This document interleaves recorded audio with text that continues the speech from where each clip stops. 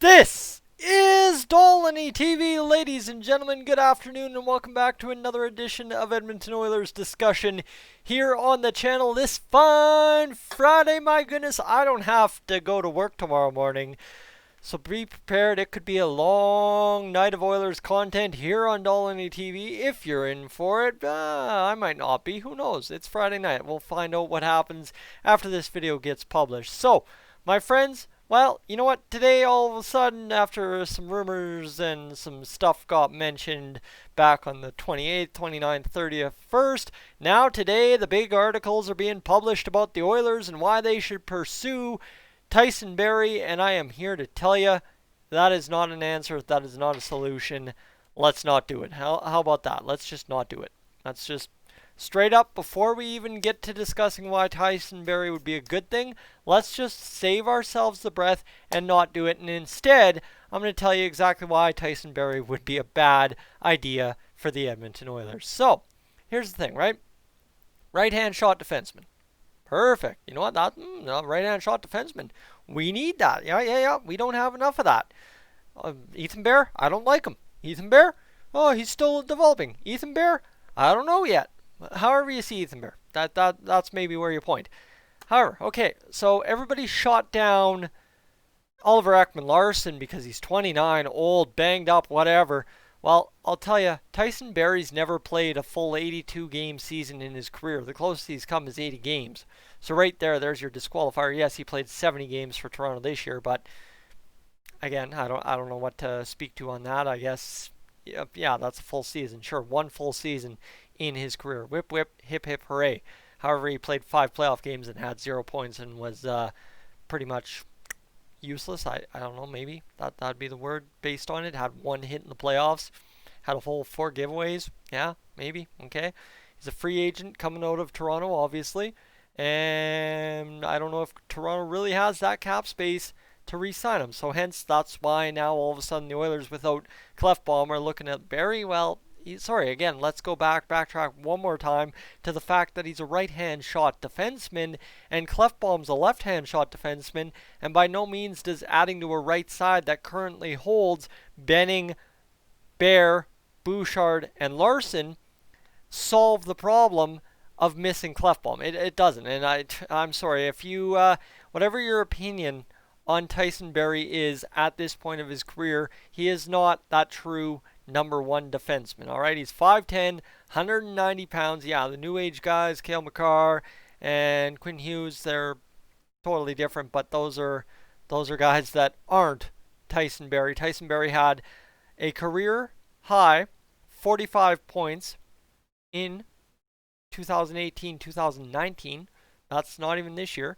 Oh, wait. Pardon me, career high 59 points. 59 points. Sorry, thought I was reading penalty minutes.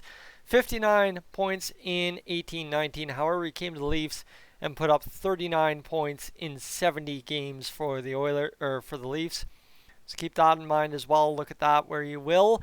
And so there you go. There's the stats. Let me get one last thing here. I want to just check the Oilers' points. I want to say Klefbom was right in around there at 35 points this season, but I always get it wrong. I know I always get that stat wrong, and nobody's called me on it, so let me double check. 34 points for Oscar Klefbom this season. So yeah, that's more points than Klefbom.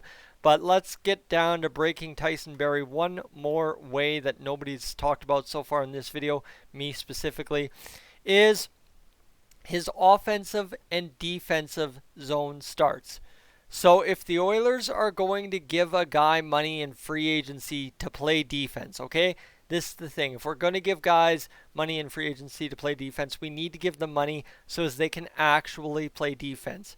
Offense from the defenseman, not the problem in the playoffs. Defense from the defenseman was the problem in the playoffs. So, look at it this way. Offensive zone versus defensive zone starts for Tyson Barrie dating back to 2016-17. He has not started less than 58.2% of his shifts in the offensive zone. It's been as high as 64.1 in that 18-19 season when he scored 59 points with the Colorado Avalanche.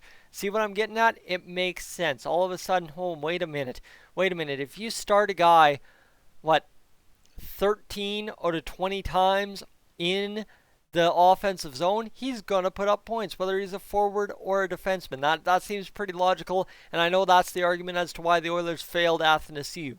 So if I'm going to talk about it the other way as to why we shouldn't sign a guy, that's a point I'm going to make, and that's a point I'm going to hit home because it makes sense to make that point.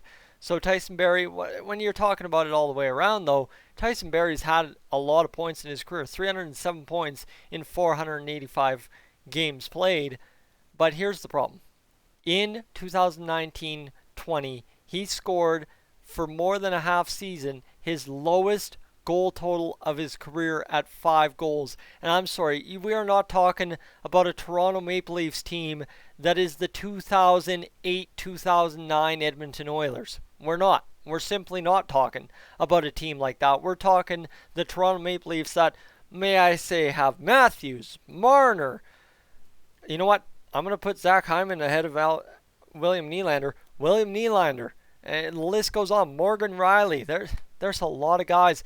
Andre Janssen. You've got Kasperi Kapanen, who's now been traded to Pittsburgh. There's a list of guys on that team who know how to pass a puck or set up a shot. And Tyson Barrie from the blue line playing how many minutes a night? Playing a total of 21 minutes and 53 seconds a night. Couldn't score more than 5 goals. So, again, if you're arguing, no, we don't need to worry about defense. He's going to score so many goals and shoot so many pucks. I'm sorry. You look at Oilers to Leafs offensive potency 4 lines through. I think you got to hand it to the Leafs just evenly through 4 lines as compared to the top-heavy Oilers. But still, there's equal offensive talent around and around. And it doesn't seem like it's going to get better in Edmonton than it is in Toronto for Tyson Barrie. And I mean, the defensive side of the puck, too. His career worst in giveaways, 62 giveaways in 70 games.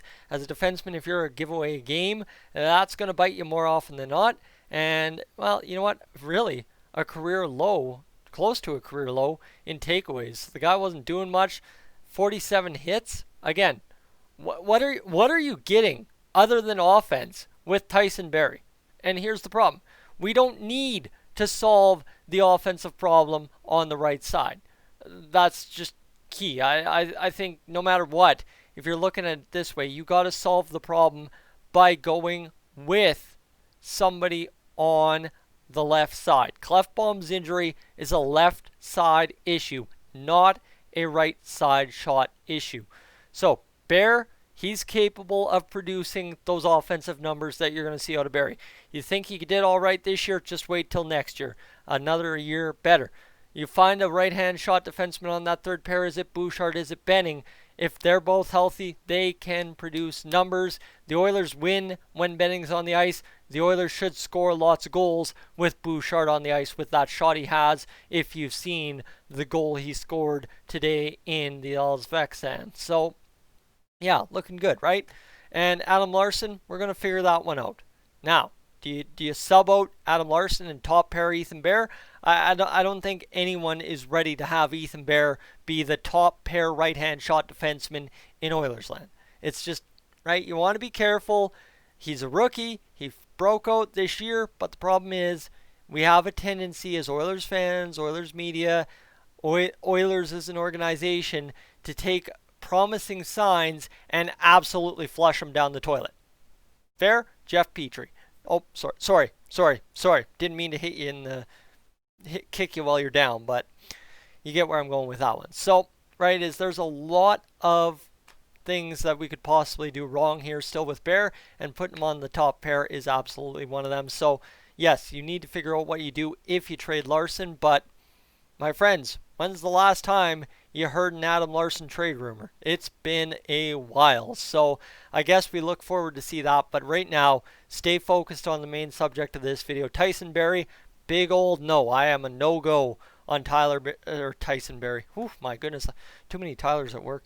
But big old no-go on Tyson Barrie because it just doesn't even work, right? You're paying for offense and that's it. And if you're paying for offense, that's it on the Oilers blue line. Ken Holland is not solving the problem, and Ken Holland looks to be hell-bent on solving the problem. So let's solve the problem. And as of now, end of this video, hit that subscribe button, Stay tuned for the draft and free agency next week. And let's forget about Tyson Barrie, shall we? Ladies and gentlemen, I'm Tyson, Dolynny TV, up on out of here.